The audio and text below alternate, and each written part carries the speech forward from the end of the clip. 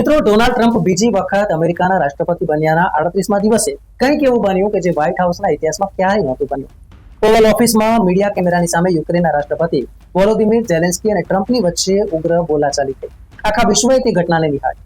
Photo session કે પછી મિત્રતા કે સારાપણા હોવાનો જ્યારે દંભ અને દેખાડો કરતા નેતાઓ બંધ બારણે સામે પક્ષના નેતાનું કેવું અપમાન કરી શકે છે તે પણ કદાચ લોકોને હવે એ કલ્પના છે એ હકીકતમાં જોવા મળી.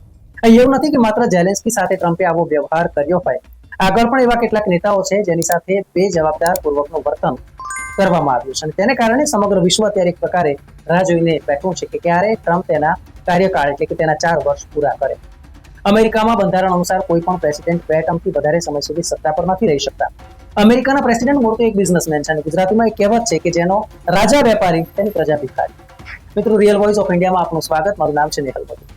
20 જાન્યુઆરી 2025 ડોનાલ્ડ ટ્રમ્પે શપથ લીધા પછી રાજ્યના વડા સાથેની તેમની પહેલી મુલાકાતમાં ઇઝરાયેલી વડાપ્રધાન બેન્જામિન નેતાન્યાહુને મળ્યા. 4 ફેબ્રુઆરીએ જ્યારે નેતાન્યાહુ વ્હાઇટ હાઉસ પહોંચ્યા ત્યારે ટ્રમ્પે તેમનું ગેટ પર સ્વાગત કર્યું. બેઠક દરમિયાન ટ્રમ્પે નેતાન્યાહુ ઈચ્છતા હતા તે બધું જ કર્યું, પરંતુ આ પછી ટ્રમ્પે કેટલાક રાષ્ટ્રોના વડા સાથે ધમકાવવાની વૃત્તિ શરૂ કરી અને ઘણી વખત એવું થયું કે ચર્ચાને ટાળવામાં આવી.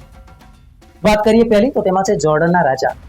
જોર્ડનના રાજાને સહાય બંધ કરવાની ધમકી.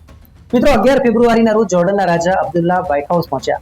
ટ્રમ્પ તેમને આવકારવા માટે ગેટ સુધી ગયા, પરંતુ ઓવલ ઓફિસમાં પ્રેસ કોન્ફરન્સ દરમિયાન ટ્રમ્પ ગુસ્સે થઈ ગયા.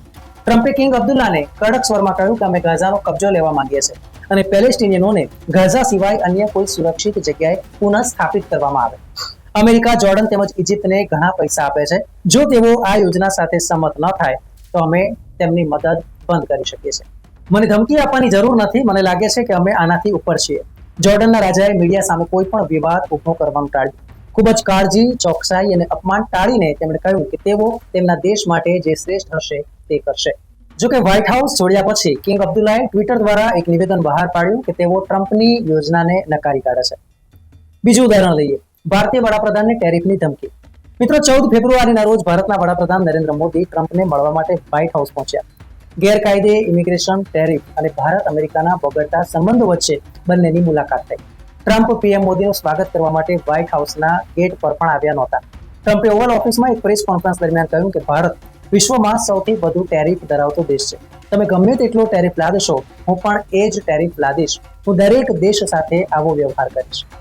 ન્યુયોર્ક ટાઈમ્સના અહેવાલ અનુસાર જ્યારે મીડિયાએ પીએમ મોદીને લશ્કરી વિમાન દ્વારા ગેરકાયદે ઇમિગ્રન્ટ્સને મોકલવાના મુદ્દા પર પ્રશ્ન કર્યો ત્યારે તેમણે વિષય બદલી નાખ્યો અને કહ્યું, જો કોઈ ગેરકાયદે રીતે પણ દેશમાં પ્રવેશ કરે છે તો તેને તે દેશમાં રહેવાનો અધિકાર નથી. પીએમ મોદીએ આ મુલાકાત દરમિયાન વિવાદાસ્પદ મુદ્દાઓ ભારે ન પડે તે માટે શ્રેષ્ઠ પ્રયાસ કર્યા.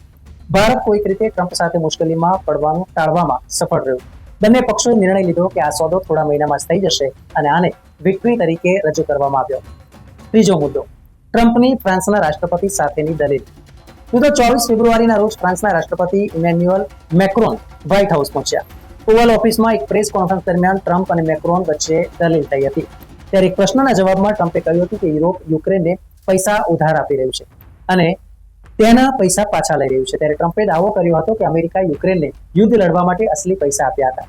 ટ્રમ્પે આ કહ્યું કે તરત જ ત્યાં હાજર મેક્રોને તેમનો હાથ પકડ્યો, તેમને રોક્યા અને કહ્યું, સાચું કહું તો અમે ચૂકવણી કરી દીધી છે. યુરોપે આ યુદ્ધનો 60% ખર્ચ ચૂકવી દીધો છે. સરળ શબ્દોમાં કહીએ તો અમેરિકાએ લોન, ગેરંટી, ગ્રાન્ટ આપી, પરંતુ અસલી નાણાં યુરોપ દ્વારા પૂરા પાડવામાં આવ્યા છે. ચોથો મુદ્દો, ટ્રમ્પે બ્રિટિશ પીએમને પૂછ્યું કે શું તેઓ એકલા રશિયા સામે લડી શકશે. ત્યારે બ્રિટિશ પીએમ કીર સ્ટારમર 27 ફેબ્રુઆરીએ વ્હાઇટ હાઉસ ખાતે ડોનાલ્ડ ટ્રમ્પને મળ્યા હતા. સંયુક્ત પત્રકાર પરિષદમાં ટ્રમ્પને જ્યારે આ પૂછવામાં આવ્યું કે યુક્રેનમાં બ્રિટિશ તૈનાત કરવામાં આવે તો શું અમેરિકા તેને મદદ કરશે, ત્યારે ટ્રમ્પે પહેલા તો ના કહ્યું. તેમણે કહ્યું કે તેઓ પોતાની જાતની ખૂબ સારી રીતે સંભાળ રાખી શકે છે. થોડા સમય પછી તેમણે કહ્યું કે જો બ્રિટનને મદદની જરૂર પડશે તો અમેરિકા તેને ટેકો આપશે.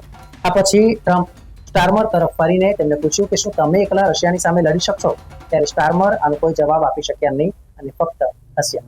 આમ કહી શકાય કે કદાચ મેક અમેરિકા ગ્રેટ અગેનનો કોન્સેપ્ટ અમેરિકાની જનતાનો સપોર્ટ લેવા માટે તો પૂરતો છે, પરંતુ વિશ્વના અન્ય મહત્વપૂર્ણ દેશો સાથેની કડવાશ લાંબે ગાળે અમેરિકાને નુકસાન કરે તો નવાય. મિત્રો, આવા જ માહિતીસભર વિડીયો માટે આપ જુઓ રિયલ વોઇસ ઓફ ઇન્ડિયા. નમસ્કાર. મિત્રો, આપ યુટ્યુબ ઉપરાંત ફેસબુક, ઇન્સ્ટાગ્રામ, એક્સ સોશિયલ મીડિયાથી પણ અમારી સાથે કનેક્ટ રહી શકો છો. દેશ વિદેશના તમામ સમાચારો વાંચવા માટે અમારી વેબ પોર્ટલ rivoy.in ઓપન કરશો. ધન્યવાદ.